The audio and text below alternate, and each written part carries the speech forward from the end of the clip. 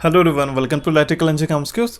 आज के सेशन में हम लोग पावर सिस्टम टॉपिक के ऊपर कुछ और एमसीक्यूज को डिस्कस करने वाले हैं, जो कि आपके आने वाले एग्जामिनेशन एसएससी जेईई के लिए काफ़ी ज़्यादा यूजफुल है। आपकी एग्जामिनेशन काफ़ी करीब आ चुकी है, सिर्फ आपके पास 1 मंथ बाकी है और आपके प्रिपरेशन बूस्टअप करनी होगी। ठीक है, 27 अक्टूबर से आपकी एग्जामिनेशन है, paper 1 of the assessee JEE electrical. ठीक है, ध्यान में रखिएगा।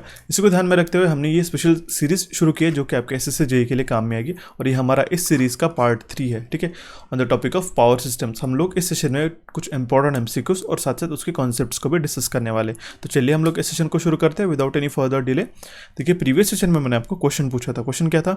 इन a differential relay percentage bias is defined as the ratio of.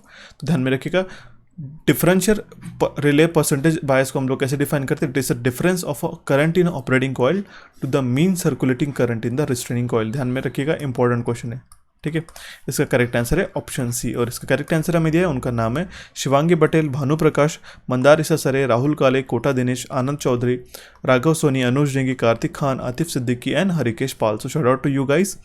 आप भी चाहते हो कि आपका नाम है मेरा नेक्स्ट सेशन में लो, तो आपको इस सेशन को ध्यान से देखना है, और सेशन के एंड में जो भी मैंने आपको क्वेश्चन पूछा है, आपको उसका करेक्ट आंसर आपको कमेंट बॉक्स में कमेंट करना होगा। ठीक है, अगर मैं आपको बता दूं, हमने ये ऑलरेडी 2 सेशंस अपलोड करा दिए चैनल पे। ठीक है, on the topic of power system, जो कि मैंने स्पेशली आपके एसएससी जेईई के लिए बनाए हैं। ठीक है, अगर वो आपने नहीं देखे होगे तो आपको यहाँ पे आई बटन पे लिंक प्रोवाइड करा देता हूँ, उसको जाके देखिएगा। काफ़ी इंपॉर्टेंट से सेशन है आपके आने वाले एसएससी जेईई के एग्जामिनेशन को, एसएससी जेईई के एग्जामिनेशन के लिए। ठीक है, तो चलिए हम लोग इस सेशन को शुरू करते हैं with our very first question. First question क्या कह रहा है हमारा? In AC circuit if V is, और हाँ एक बात मैं ये भी बता दूँ, जो हमारा सेकंड सेशन था इसका, ठीक है, कल ही जो हमने लिया था, उसके इसमें जो क्वेश्चन नंबर 17 था, उसमें एक जो वैल्यू थी उसमें प्लस चाहिए था। ठीक है, जो मैंने ऑलरेडी कमेंट बॉक्स में आपको मार्कअप कर दिया। ठीक है, क्योंकि जो दोनों भी फेजर डिफरेंसेस, जो एंगुलर डिफरेंसेस माइनस में नहीं हो सकती, क्योंकि उसका आंसर कुछ डिफरेंट आ जाएगा। तो एक का प्लस है, एक का माइनस। ठीक है, +10 -20 इस तरीके से कुछ है। आप उस सेशन में जाके देखिएगा, क्वेश्चन नंबर 70 अभी मैं मार्कअप करा देता हूँ। ठीक है, तो अभी हम लोग इस क्वेश्चन को ध्यान से पढ़ते हैं। In an AC circuit V is equal to 200 + J40 and volts and I is equals to 30 - J10 amperes। ये रेक्टेंगुलर फॉर्म्स में गिवन है हमारे पास। The active and reactive power of the circuit are respectively what. Active and reactive power हमें बताना है circuits के अंदर। ठीक है, तो उस केस में हमारे पास वोल्टेज कितना गिवन है? V is equal to 200 + J40 volts. Current कितना गिवन है? I is equal to 30 - J10 amperes. Correct, तो हमारे पास active and reactive power find out करना है। इसके पहले तो हम सबसे पहले तो अपेरेंट पावर निकाल लेंगे। ठीक है, अपेरेंट पावर हम लोग किससे डिफाइन करते हैं? S is equal to VI। Okay, तो हम लोग वोल्टेज यहाँ पे गिवन है 200 + J40 इंटू 30 + J10। करेक्ट, तो if you can solve this, तो हम लोग क्रॉस मल्टीप्लाई करते हैं, तो हमारे पास क्या आ जाएगा? एक मैं डायरेक्टली भी लिख सकता हूँ, बट मैं आपको सॉल्व करके दिखा देता हूँ। 200 into 30 + 200 into J10 + 40 into 30 J1200 and J40 into J10 कितना हो जाएगा? J² आपको पता है क्या हो जाता है? वो होता है -1। ठीक है, तो 10 इंटू 40 दैट मीन्स 400, और यहाँ पे माइनस आ जाएगा और J कैंसिल आउट हो जाएगा। ठीक है, तो यहाँ पे आ जाएगा -400। ठीक है, तो हम लोग कंबाइन करते हैं इसको, तो हमारे पास क्या वैल्यूज आ जाएगी? 6000 - 400 + J टाइम्स ऑफ 1200 + 2000। ठीक है, आप इसको सॉल्व करके भी देख सकते हो, काफ़ी सिंपल सा है। तो उस केस में हमारे पास इसकी टोटल वैल्यूज़ क्या आ जाएगी? ठीक है, तो वो आ जाएगी हमारे पास P will be equal to 5600 watt, और Q जो आ जाएगा हमारे पास 3200 VAR।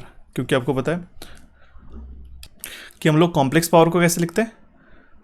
S is equal to P + JQ। ठीक है, तो उस केस में हमारे पास जो P का वैल्यू आया था वो रिस्पेक्टिवली हमारे पास 5600 + J 3200 आया था। ठीक है, तो हमारे पास Q का वैल्यू हो जाएगा 3200 VAR, एंड जो P का वैल्यू है एक्टिव पावर वो हो जाएगा 5600 वाट्स। ओके, तो इसका करेक्ट आंसर है ऑप्शन डी। ठीक है, सिंपल सा सवाल था ये, ऑप्शन डी इसका करेक्ट आंसर है। हम लोग देखते हैं हमारा नेक्स्ट क्वेश्चन, जो कि question number 2। To meet the reactive power requirement of a load centres usually.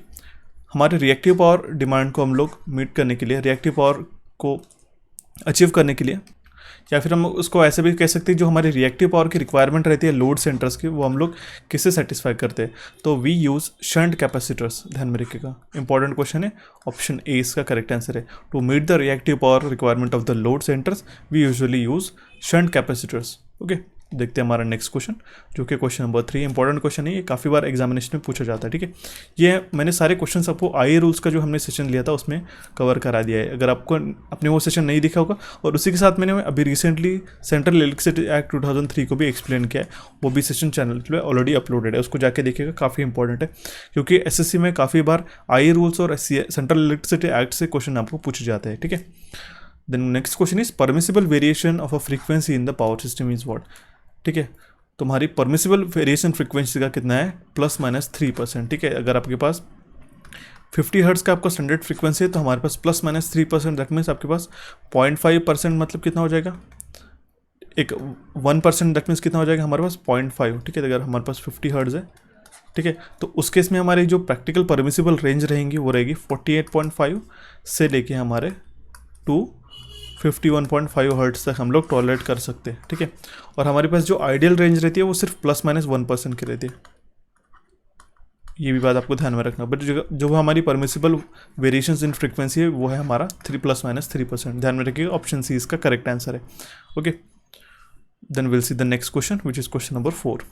The positive, negative and zero sequence impedance of a 3-phase synchronous generator are J.5 per unit, J.3 per unit and J.2 per unit respectively. That means हमारे पास positive कितना है, J.5, negative है 0.3 and zero है हमारे पास 0.2 per unit.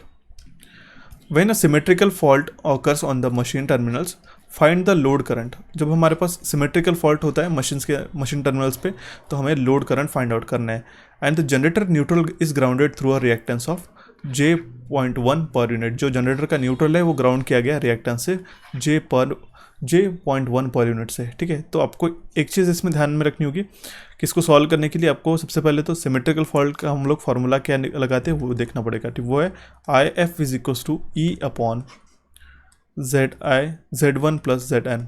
ठीक है, तो E कितना है हमारे पास है 1 पर यूनिट, करेक्ट।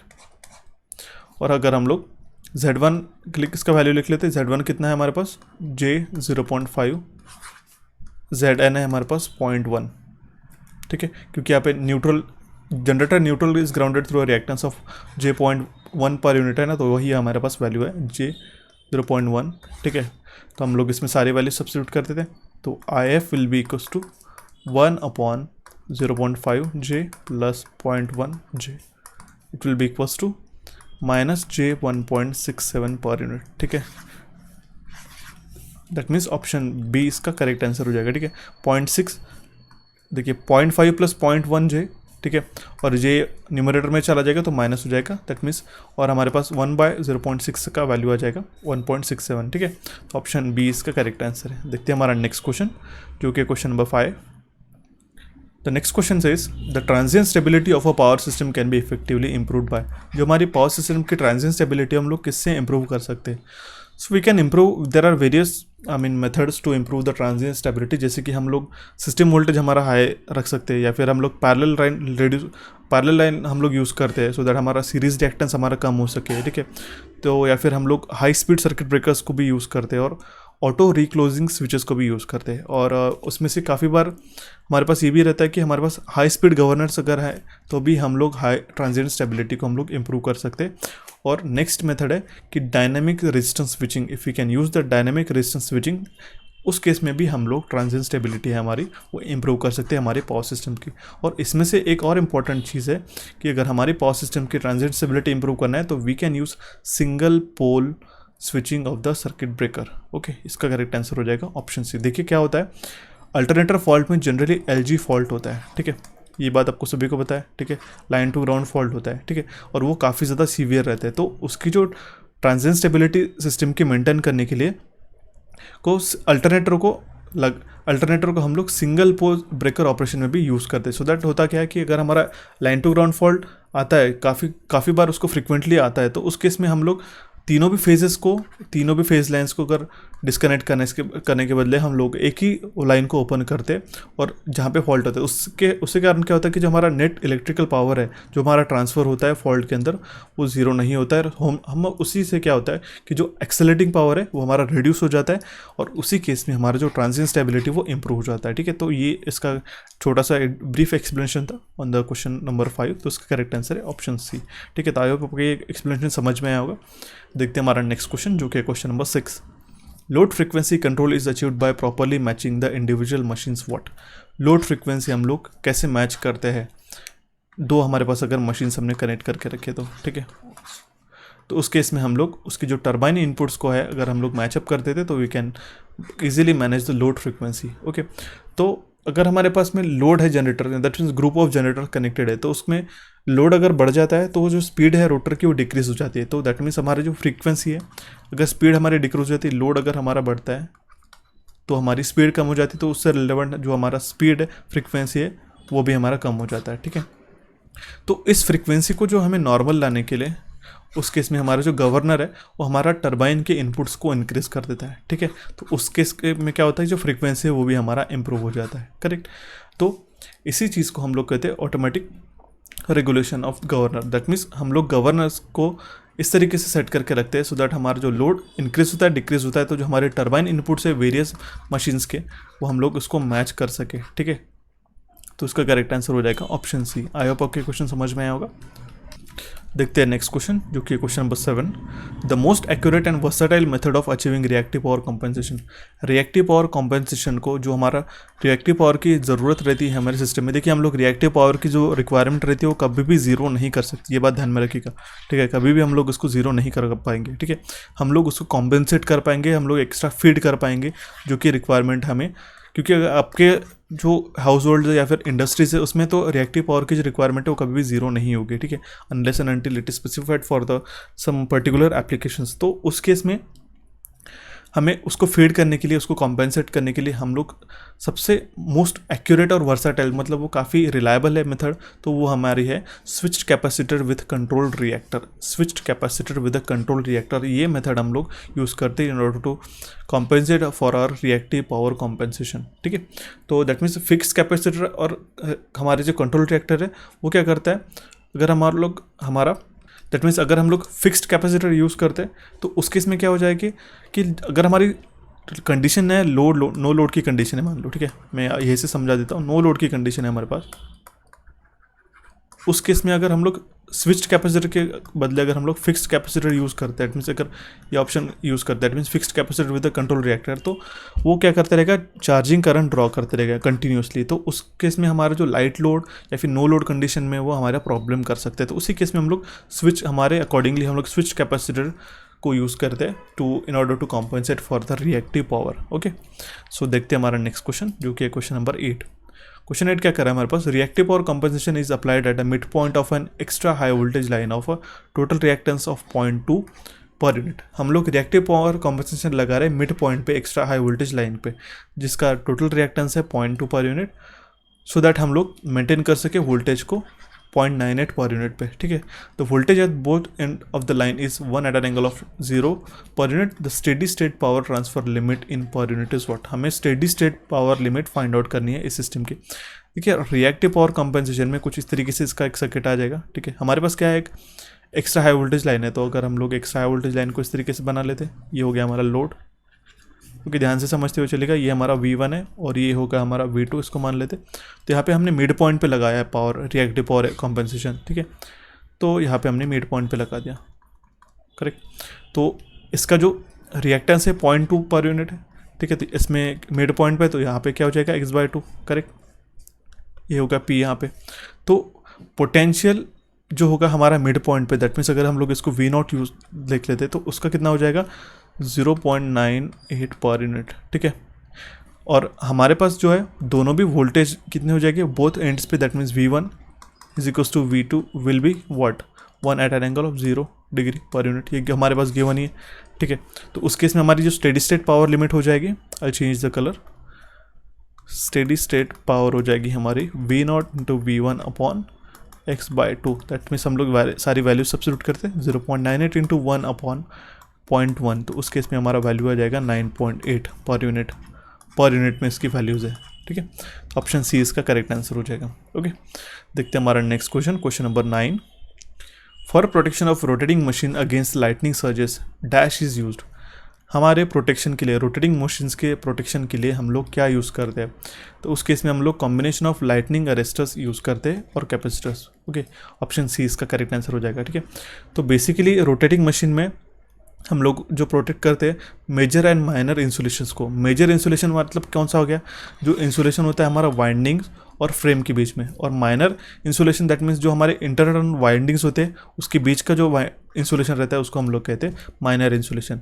तो मेजर इंसुलेशन को हम लोग कैसे फाइंड आउट करते हैं? तो we use line to ground voltages across the terminal of the machine, और माइनर इंसुलेशन को हम लोग rate of rise of voltage से डिफाइन करते हैं। ठीक है, तो इसी केस में अगर हमारे पास रोटेटिंग मशीन को प्रोटेक्ट करना है, ठीक है, तो उस केस में हम लोग combination of lightning arresters and capacitors को यूज़ करते हैं। ओके, तो इसका करेक्ट आंसर है ऑप्शन सी। देखते हैं हमारा नेक्स्ट क्वेश्चन, जो कि है क्वेश्चन नंबर 10।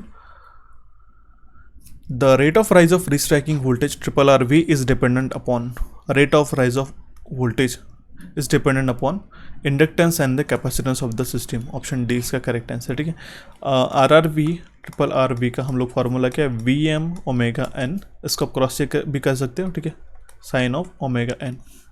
ठीक है, कभी कभी वैल्यूज छूट जाती है। ठीक है, तो VM omega n sine of omega n। ठीक है, तो और VM इसको हम लोग कैसे लिखेंगे? VM by √LC sine of T upon √LC। तो इससे आप एक चीज़ नोट कर सकते हो कि हमारा जो RRV है, rate of rise of restriking voltage, it is proportional to the omega n and it is inversely proportional to the 1 by √LC। that means it is also dependent upon the inductance and the capacitance of the system।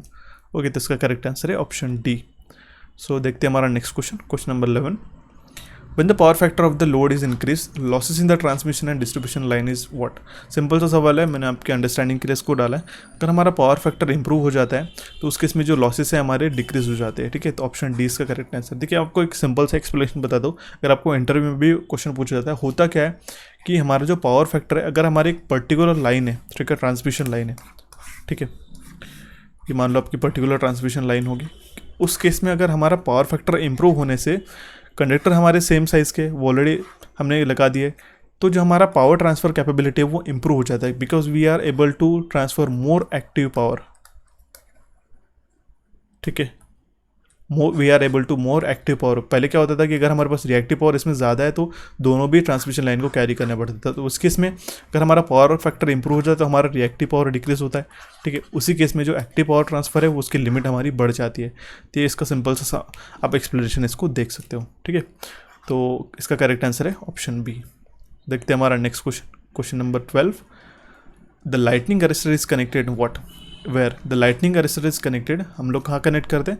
Between the line and earth. Option B इसका correct answer हो जाएगा। Okay, lightning arresters हम लोग कहाँ connect करते हैं? Line and अर्थ के बीच में।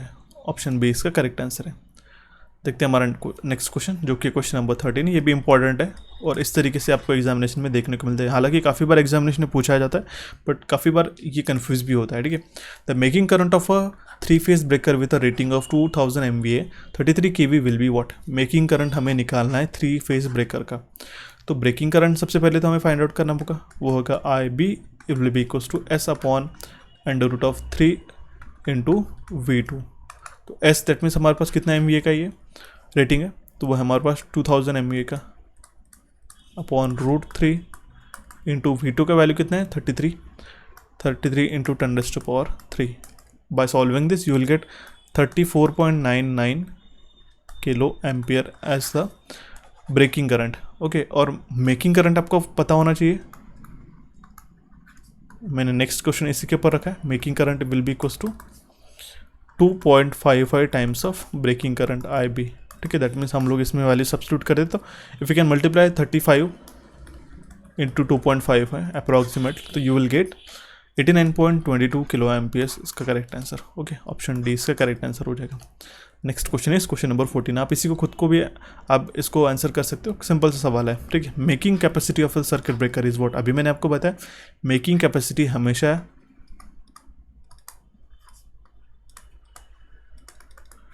ज़्यादा रहती है ब्रेकिंग कैपेसिटी, ठीक है। तो दैट मीन्स ऑप्शन ए इसका करेक्ट आंसर है। इसका फॉर्मूला भी it is 2.55 times of symmetrical breaking current, okay. देखते हैं हमारा next question, question number 15। If the inductance and the capacitance of the power system are respectively 1 Henry and 0.01 microfarad and the instantaneous value of interrupted current is 10 amperes, then the voltage across the breaker contacts will be what?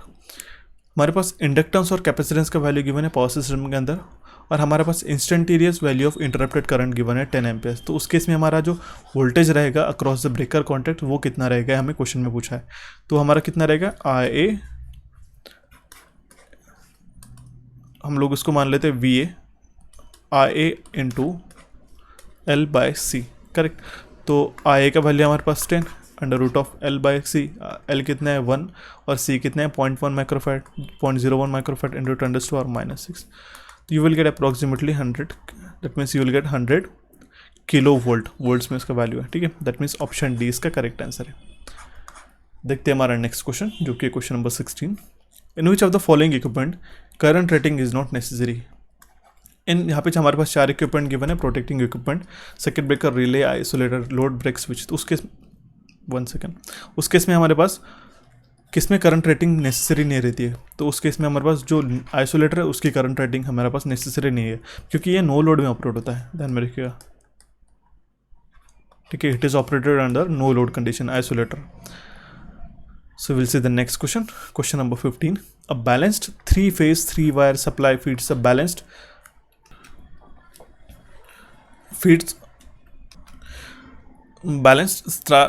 sorry, 1 second, I'll repeat the question. A balanced 3-phase 3-wire supply feeds the balanced star connected resistors. If one of the resistor is disconnected, then the percentage reduction in load what? इसको तो हम लोग solve करने के try करते हैं, ठीक है। जो अगर हमारे पास एक क्वेश्चन में क्या गिवन है, 3-phase 3-wire सप्लाई हमारे अगर बैलेंस्ड स्टार कनेक्टेड रेजिस्टर्स को फीड कर रहा है और उसमें से एक रेजिस्टर डिस्कनेक्ट हो जाता है, तो हमारा कितना परसेंटेज रिडक्शन होगा लोड में, ठीक है।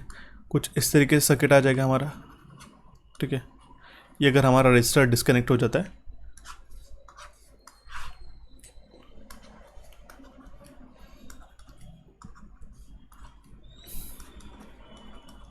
करेक्ट, ये हमने इसका सर्किट बना लिया, ओके। तो एक अगर हमारा डिस्कनेक्ट हो जाता है तो P1 will be equals to V1 square upon twice of R, ये हो जाएगा फर्स्ट पावर। और हमारा जो सेकंड पावर है, अगर हमारे तीनों भी रजिस्टर्स इन ऑपरेशन है, ठीक है, तो उस केस में P2 का वैल्यू हो जाएगा हमारा, उसको P2 कंसिडर करके लिखते थे 3 into V1 upon √3 whole square into 1/R, okay. तो in that case P2 will be equals to VL square upon R। तो आप इसमें डिफरेंस देख सकते हो कि यहाँ पे ट्वाइस आ रहा है, 1/2 फैक्टर से हमारा रिड्यूस हो जाता है, दैट मीन्स 50% रिडक्शन हमारा इस केस में होगा, ठीक है। अगर हमारा एक रजिस्टर से डिस्कनेक्ट हो जाता है 3-phase सप्लाई से, ओके। तो उसका करेक्ट आंसर था ऑप्शन बी। देखते हैं हमारा next question, question number 18। The maximum demand of a consumer is 3 kilowatt and his daily energy consumption is 30 units, what will be his load factor. इसके load factor कितना होगा। एक consumer का जो मैक्सिमम डिमांड है वो है 3 किलोवाट का, और उसका जो डेली एनर्जी कंजम्पशन है वो 30 यूनिट का है, ठीक है। 30 यूनिट वो कंज्यूम करता है डेली। तो उस केस में हमारे पास लोड फैक्टर क्या हो जाएगा, लोड फैक्टर हम लोग लिखेंगे it will be equals to average load into T hours में आ जाएगा upon maximum demand upon T into hours, correct. तो एनर्जी एवरेज जो हम लोग निकालेंगे वो टी आवर्स में निकालेंगे और maximum demand into T hours. तो हमारे पास जो लोड फैक्टर आ जाएगा वो हो जाएगा हमारा 30 upon 52 into 24 which will be equals to 41.6%, ठीक है। यहाँ पे 3 वैल्यू आएगा, करेक्ट, क्योंकि यहाँ पे जो मैक्सिमम डिमांड है 3 किलोवाट गिवन है, दैट मीन्स लोड फैक्टर हो जाएगा हमारा 30, टोटल यूनिट्स के कितने उसके अपॉन 3 इंटू 24 कितने आवर्स के लिए, इंटू अगर हम लोग 100 से मल्टीप्लाई करते तो we will get 41.6% as a load factor, okay. Option C इसका करेक्ट आंसर हो जाएगा। आप इसको क्रॉस चेक भी एक बार कर सकते हो, ठीक है। देखते हैं हमारा नेक्स्ट क्वेश्चन, जो कि question number 19। The electric power is not transmitted by the DC, because हम लोग डीसी से इलेक्ट्रिक पावर को ट्रांसमिट नहीं करते, because DC voltage can not be stepped up. ये बात आपको ध्यान में रखनी है। हम लोग डीसी वोल्टेज को, अनलाइक एसी वोल्टेज जिसको हम लोग ट्रांसफार्मर्स के थ्रू स्टेप अप कर सकते हैं, डीसी वोल्टेज को हम लोग स्टेप अप नहीं कर सकते। ऑप्शन सी इसका करेक्ट आंसर हो जाएगा। एक फाइनाइट लेवल तक हम लोग इसका एडवांटेजेस है वो आपको काफ़ी एक आध सेशन में आपको सारी चीज़ें बता दूंगा। ओके, देखते हैं हमारा next question. Question number 20, in a string of suspension insulator the shunt capacitors can be decrease by using what. हमारे सस्पेंशन इंसुलेटर में अगर हमारी शंट कैपेसिटेंस को हम लोग कैसे डिक्रीज करेंगे, by using shorter cross arm, longer cross arm, या फिर लॉन्गर स्पैन, या फिर नन ऑफ दिस। तो हम लोग शंट कैपेसिटेंस को डिक्रीज कर सकते हैं by using longer cross arm. Okay, longer cross arm अगर हम लोग यूज़ करते हैं तो we can decrease the shunt capacitance. Okay, option B इसका करेक्ट आंसर हो जाएगा। ठीक है, तो ये थे हमारे important question, today's important question on the power system topic. Next session के लिए मैं आपको एक क्वेश्चन छोड़ के जा रहा हूँ। क्वेश्चन यहाँ पे आपको मैं पढ़ के बता देता हूँ। अ synchronous generator is solidly grounded through a neutral reactance xn if the x1 x2 x0 are the positive, negative and zero sequence reactance or respectively and the LG fault current is more than the 3-phase fault current। तो उस case में कौन सी condition आपकी valid रहेगी। तो इसका correct answer आपको हमें कमेंट बॉक्स में कमेंट करना है। ठीक है, तो आई होप आपको सेशन समझ में आएगा। आपको हमारा टेलीग्राम चैनल Kuchify_official और इलेक्ट्रिकल इंजीनियरिंग MCQs को पीडीएफ्स के लिए ज्वाइन करना है। आपको हमारे इंस्टाग्राम चैनल को भी फॉलो करना है और इस सेशन को आपको आपके फ्रेंड के साथ में भी शेयर करना है। और साथ ही हमारे नए चैनल Kuchify को इस पर यहाँ पे आप क्लिक करके सब्सक्राइब कर सकते हो। So guys, for the next time I will see you and have a nice day.